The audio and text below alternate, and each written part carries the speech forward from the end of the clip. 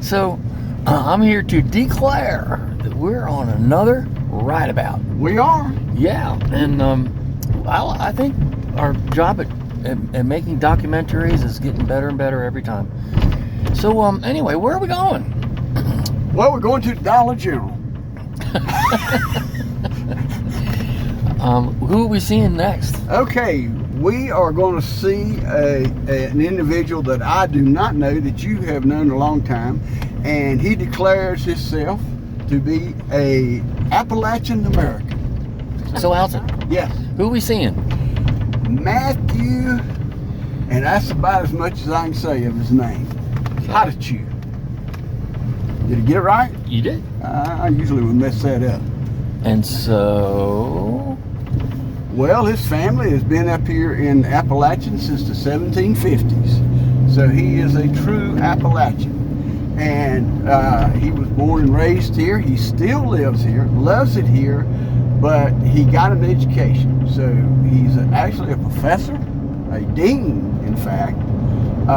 And he's going to tell us all about growing up in this area and the things that he's learned, and maybe some things that we don't know about. sweet. Okay, Jason, we're here today with Matthew Hitechew.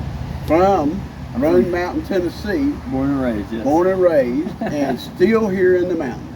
Yes, sir, There's yes. plenty of stuff and places here you love, and you're going to tell us about growing up here and what your experiences were. Yes. be happy Okay, to. I'm going to give you the floor. Okay.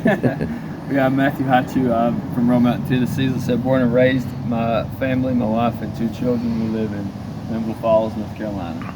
We lived there for about 13, 14 years. I'm Dean of Arts and Sciences at Mayland Community College.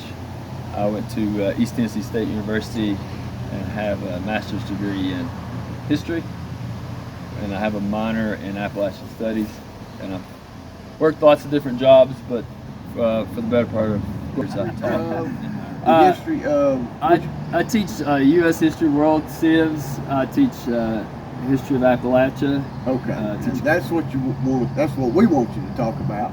And you say Appalachia, how local or how broad do you take it? Well, Appalachia and the study of Appalachia, of course, the Appalachian Range encompasses like 13 states. Right. But that, as a cultural region, it gets a little bit trickier. Right. So we're specifically talking about Southwest Virginia, Western North Carolina, East Tennessee.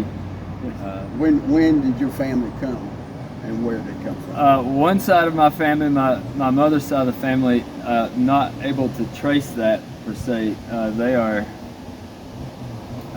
I guess if you were going to look at stereotypical mountain folks or hillbillies, I do use the term hillbilly. I don't use it as a term of abuse though. But you don't have your overalls It's on. a term of endearment, yeah. But, so it's hard to tell with them. Like my grandmother, for example, didn't go to school past 1st or 2nd grade. Right. So, Okay. but as far as my last name, Hitechew, that's a German name. Okay. And so the first Hitechew came over in the 1750s. And your grandmother was from Roan Mountain? Both your parents were from Roan Mountain? Yes. Originally? Yes. Okay, okay. Yeah, the Hitechews were in Pennsylvania, but moved down. Moved down on the Great Wagon Trail. Yeah. It's a term of, and I hope there's not any linguists listening. They won't be too harsh on me, but it's a term I borrowed from linguists. It usually refer to dialects over time, how they transition and change. Okay. And they call that leveling. And so I kind of refer to like my leveling of being born in 1981. I was fortunate enough to have wonderful grandparents and parents, and who cared a great deal for me. That I grew up in just the working class, what you just call working class folks. Yeah, okay. Yeah. It seemed like What does the that people mean? the people that came south leveled out to our way after a while, but those that went up north, that didn't work so well. Yeah.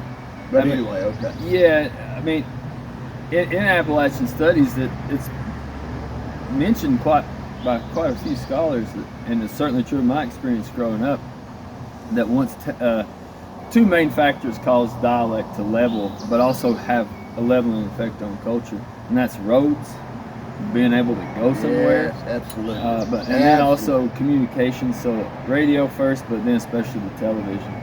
So what a common theme throughout Appalachia is people having a grandparent that never turned the television off. And I think that has to deal with combating isolation. Right. And you've got this voice on, so my grand never turned the television off. And, once I got one. Yeah, well, yeah, I mean, and so growing up, I had a pretty, normal childhood. So in terms of my leveling effect, I had a great deal in common with children my age in California or New York or wherever, Chicago. I played Nintendo. Right. I watched. I was obsessed with sports, NBA or baseball, football, whatever. So that means your term leveling applies to more than dialect. It goes out to all parts of culture. The way I'm using the way you That's use why I it. said Okay. pardon the linguist. But So last night I was, yeah, no, I mean, I was used to going to the mall or Walmart or that's a when normal you part came of along, growing the up. gas was cheap and everybody had gas and everybody was going all over America. Sure, yeah, In I mean, the 80s. Yeah, I'd want to go to they call it like the record bar or something, but you Right, want to go to the right. record bar and get new music and right. watch MTV. Right. Yeah, I'm not living in. I was around those people. Like I'd go visit my great grandmother, and I loved being around those people. And I knew what you just call old timers, and those words sneak out. Or if I'm talking to my father, it's what you call your home language. So I'll use things like the intrusive T once, twice. But somebody who's just naturally using the intrusive T once, twice, they're not thinking, I'm using the intrusive T now. But I went through Appalachian Studies, so I'm thinking about that. And so I censor my language sometimes, or it's just changed because I've been exposed to so much language outside of my home language. When I was little, I cussed a lot, but I didn't do it around my parents. So it's talking about. What else would you like for us to talk about? And I'm connecting more and more with the leveling as we talk. Yeah. Is that good? Yeah, I would say, you don't have to copy. It's not copying something you see on the television. Right. Everybody's free to live their own life, Mm-hmm. and pursue the things you want to pursue. But it's important for us all, no matter what part of the world you come from, to know where you come from. Right. And there's a lot of value in that. And so as Appalachian Americans or hillbillies, there's a lot to like there. Sure. And we've never lived in a time where it's been easier to connect to the real deal, not something that's brought. It's easier now.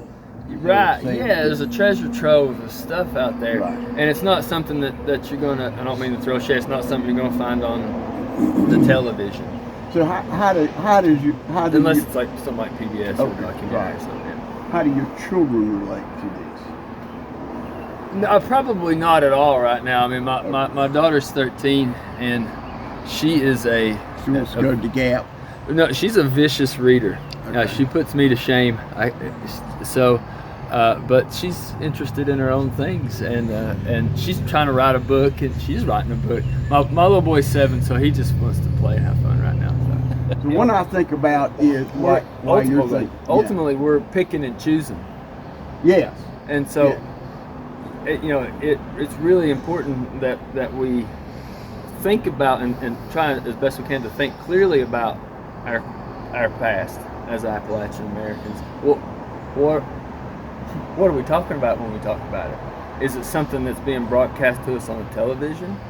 Is it how is it stereotypes and tropes? Is it some lazy hillbilly, or is it something like you might see in Firefox? I mean, like that Gary Carden guy in the Mountain Talk documentary says, like, if you go by Firefox, then we're all jelly making dulcimer pickers. Right. That's not true either. Yeah. Right. So what is it? And that's an ongoing conversation that I don't have any answers, or I don't think anybody has any answers. But the conversation is important, I think. So You said a term, Appalachian American? yes. What? Yeah. So. It is a funny thing I do with my students. If anybody's filled out a form before and they make you fill out what you are, white, black, Hispanic, whatever. You know? Yeah. But there's a box that says other. So I check other and write Appalachian American. And I encourage students to do that, and they do it. And so and I still get students that tell me I did that today. So are you in reality coining a term? No. Okay. No. Okay. No, that's been around a long time, but and there's a really neat term called Appalachian, and there's a great for anybody interested. I come across this group when I was in college. They're called the Appalachian Poets, and so these are black Appalachians, which have, by a large mark, to some degree or a large degree, been kind of written out of that history of Appalachia. Yes, yeah. And so I would encourage anybody to go read their poetry. And their other works. It's fantastic stuff. Another question. Yeah. ETSU was very involved with studying about the Melungeons. Yes. How do they fit in? And what are they? That's $1 million question. I forget the guy that I think he's one of the broadcasters on WETS. He's written a book on it. Yes. The one's called the Purple People. Well, they're not quite sure where they came from, but they live on top of Clinch Mountain. We used to have to go up there and play basketball. Wayne was the guy. Wayne Winkler wrote that. Yeah. You have to read. Reading is part of becoming a complete human being. But he said you have to read the best books. And so that's, he was focused on the very best. So I think that it's applicable when we're thinking about Appalachian culture, like, what is it we want to hang on to? And and no, you shouldn't have to change the way you speak. Sure. Well, and there's been a big push, since I probably since before then, but I specifically I guess I came of age in the 90s. I was born in the 80s, but of respecting other people's cultures and being more aware about it, and which is a wonderful thing to do. But that also means that Mountain Talk is to be respected. So Matthew, appreciate you being here today. Oh, my pleasure. Very, very entertaining and educational, and we hope that we'll have you back, because I think there's a lot we didn't get to, and maybe you can ride with us one day and take us to some of the places that you whatever it might be. Sure. Yeah, be happy to. Anytime, Thank you. Just give me a holler. All right. Hey, Alton. Yeah, man. What did you think of Matthew Hitechew? Well, first time I met an Appalachian American, I'll say that. I probably met a bunch of them, but I didn't know that they had a designation such as that. So, And he is one quite good historian.